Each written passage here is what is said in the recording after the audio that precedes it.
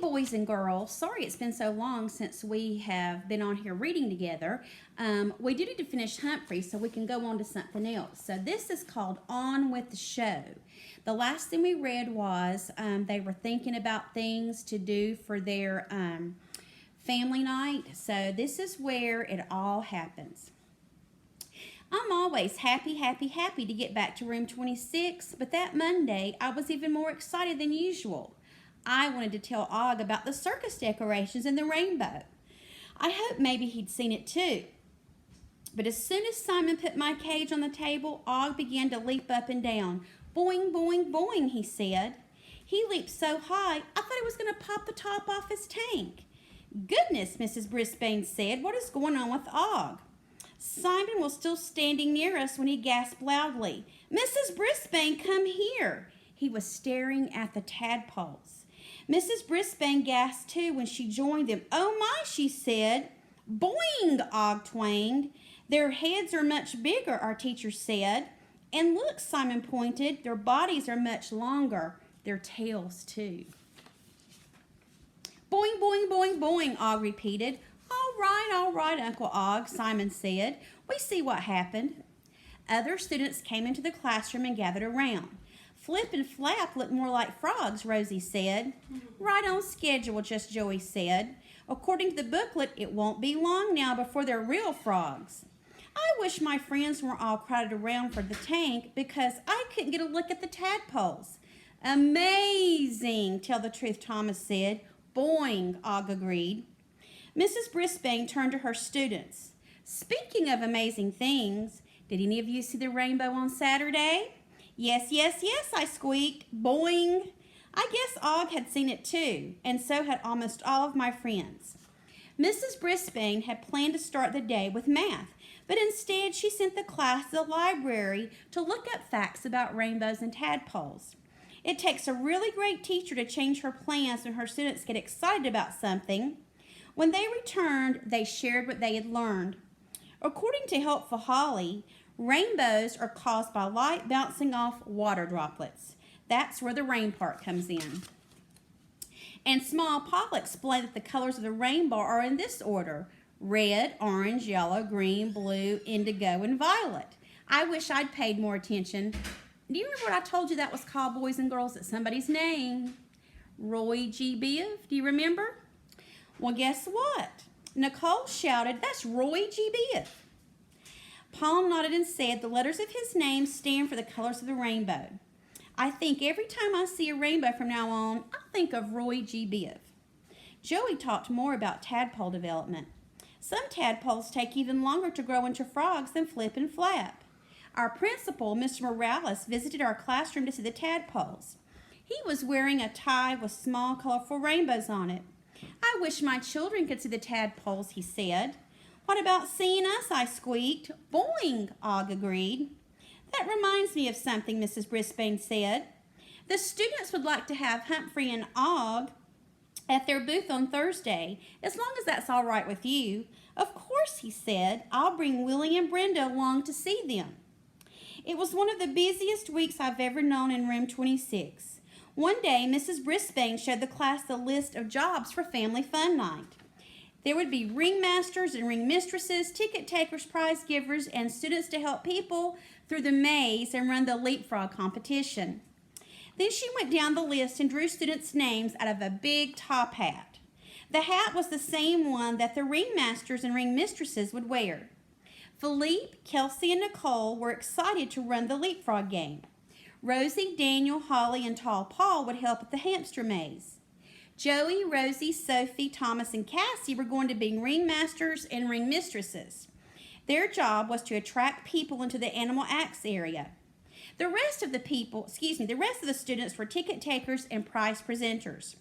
All of my classmates looked happy with their assignments, all except one. Cassie just stared at the floor and looked a little bit sick. When my friends left for recess, she stopped to ask Mrs. Brisbane if she could switch jobs and be a ticket taker. Why? Mrs. Brisbane asked. Cassie held her stomach. I don't like to talk in front of people, Mrs. Brisbane, especially ones I don't know. Mrs. Brisbane nodded. This isn't like giving a speech. You just stand there and say, "Step right up to the greatest animal show on earth." You can do that. Cassie looked up. "I'm not sure." "You won't know until you try," Mrs. Brisbane said.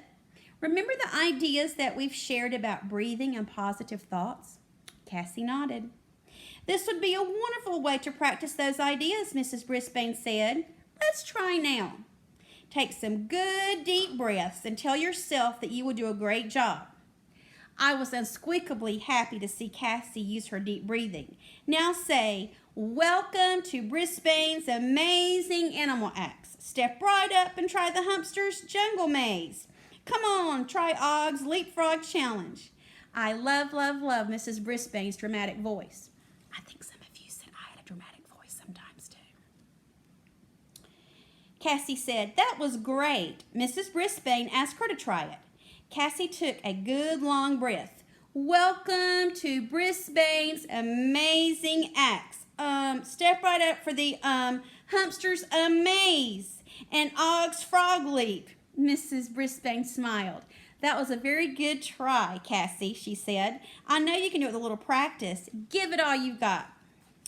I hopped on my wheel and started to spin. "You can do it, Cassie," I squeaked. Cassie laughed. "Look at Humphrey."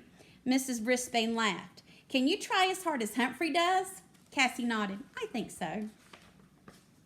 "That's all I ask of you," Mrs. Brisbane said. I squeaked in agreement. By Thursday, Flip and Flap had changed again. They looked like tiny frogs with very long tails. "Why are the tails so long?" Holly asked. "Og just has a little stubby tail." Boing! I don't think Og liked having his tail called a stub. Joey explained that the tadpoles' bodies would grow much bigger.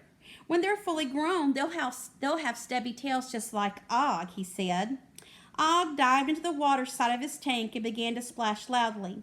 Just then, Mrs. Wright, dun dun dun dun, came into room 26. "Excuse me for interrupting," she said. "I'm checking to see if you're all set up for tonight." "Everything's under control," Mrs. Brisbane replied. "I saw your signs about the hamster maze and the frog leap. I want to make sure that you're not talking about actual hamsters and frogs," Mrs. Wright continued. "They're not allowed in the gym." My friends moaned and groaned. Mrs. Wright is very particular about her gym. I don't think she would allow humans in her gym if she had her way.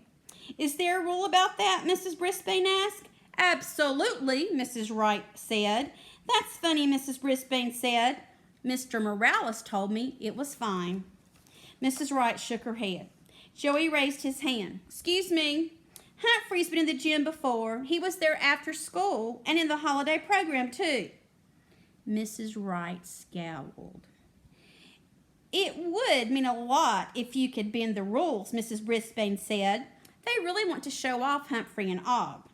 Mrs. Wright was still scowling, and she glanced over at our table. "What's in that aquarium?" she asked. "Tadpoles," Mrs. Brisbane told her. Mrs. Wright shook her head. "Strictly forbidden," she said. "But the frog and the hamster can come if they are contained." My friends cheered loudly. "Thanks, thanks, thanks," I squeaked, though no one could hear me over the cheering. "Boing, boing, boing," Og shouted. "3 cheers for Mrs. Wright," Rosie yelled. She and my classmates cried out, "Hip, hip, hooray! Hip, hip, hooray! Hip, hip, hooray for Mrs. Wright." I think Mrs. Wright even smiled before she walked out of room 26. Once school was over, the building seemed empty. I dashed over to visit Gigi. "Og and I get to come to family fun night," I told her.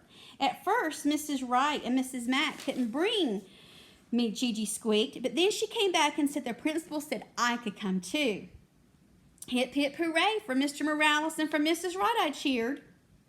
"Oh, and my friends tried putting a clown hat on me, but I kept shaking it off until they gave up," Gigi said. "Was that bad?" No, I assured her. "Just because you're a pet doesn't mean you have to do things you're not comfortable doing."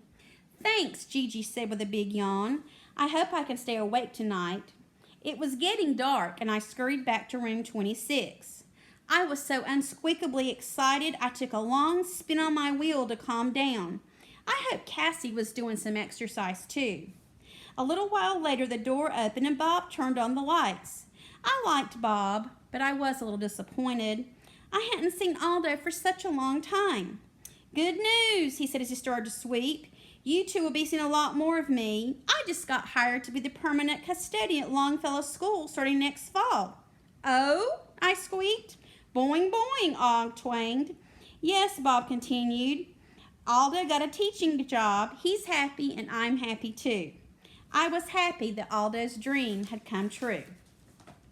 We're going to stop right there because this is a long chapter, and this ends the book. So we're going to stop right here on page 136, and we'll start on 137 tomorrow. Now, I hope you've enjoyed listening to Humphrey, and I'm sorry that we're not together to do this every day during our read aloud time.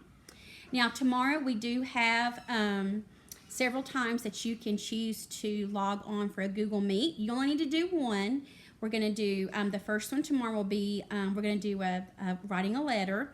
Then the next time we'll do a math activity. And on Thursday will be our Easter parade. So I hope you've been working on your hats. You can use a hat you already have at home, or you can make one out of newspaper or paper plates. Don't go out and buy anything, okay? So anyway, I hope you boys and girls have a good night. And remember, I love you.